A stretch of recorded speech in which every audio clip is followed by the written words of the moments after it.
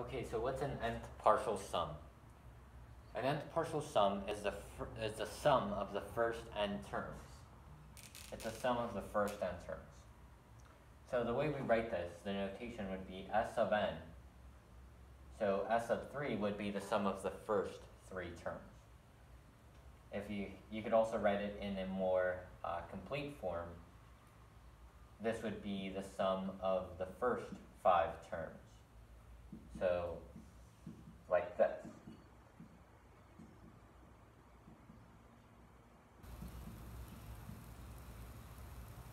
And the reason that this matters in regards to the infinite series is that the sequence of partial sums,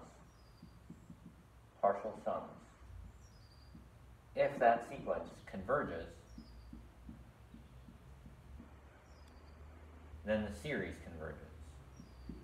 Then series converges to whatever it is that this converged to. So that may have converged to some number s, then the series is going to converge to s. And what is s? S would be the limit as n approaches infinity of the sequence. The sequence consisting of all the partial sums in the series. So how can we show this? Let's show this if you didn't get that. So we need an infinite series, first of all. We could choose any series as an example. Which one should I choose? An easy one might be 1 over 2 to the n. And so if we plug in some values, we would get 1/2 plus 1/4 plus 1/8 plus 1/16 plus 1/32 plus so on. So now we would have s sub 1 be 1/2, s sub 2 would be 1/2 plus 1/4, s sub 3 would be 1/2 plus 1/4 plus 1/8, s sub 4 would be the next, adding the next term.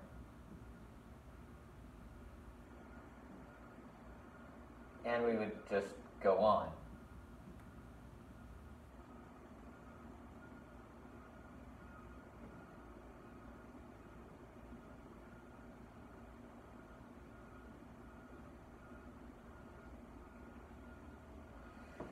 Okay, now that we have this, we can look at whatever this adds up to.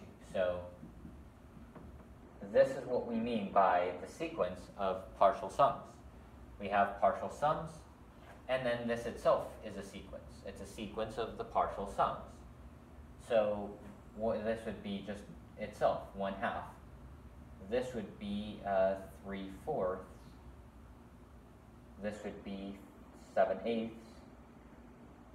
15/16,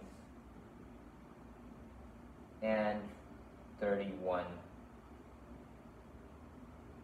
over 32.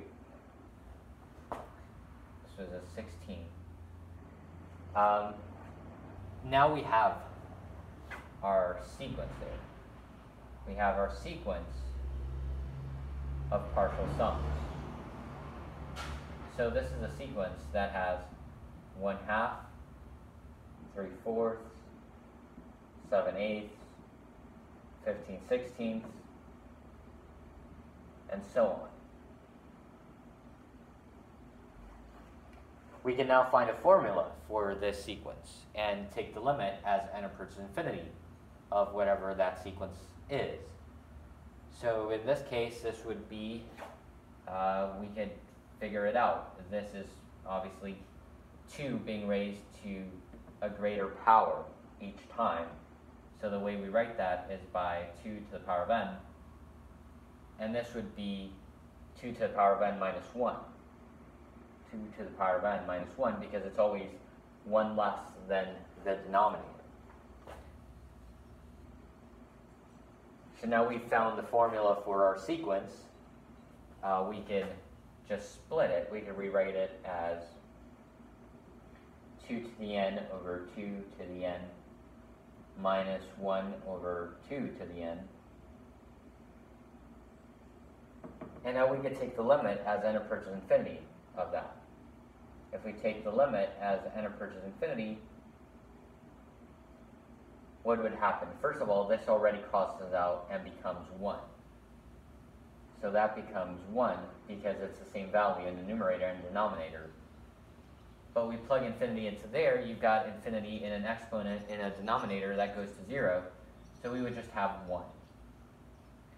So we take the limit as n approaches infinity of that sequence, and it gives us 1.